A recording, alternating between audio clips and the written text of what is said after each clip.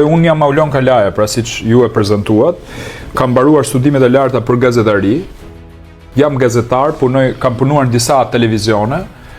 tani jam tërhequr për shkak kandidimit tim për deputet në qarkun e Durrësit. Mbuloj përgjithsisht zonën e Krujës dhe të Fushkrujës, për shkak se atje jetojnë prindrit e mi, pra babai im Ylli Kalaja që është kompozitor,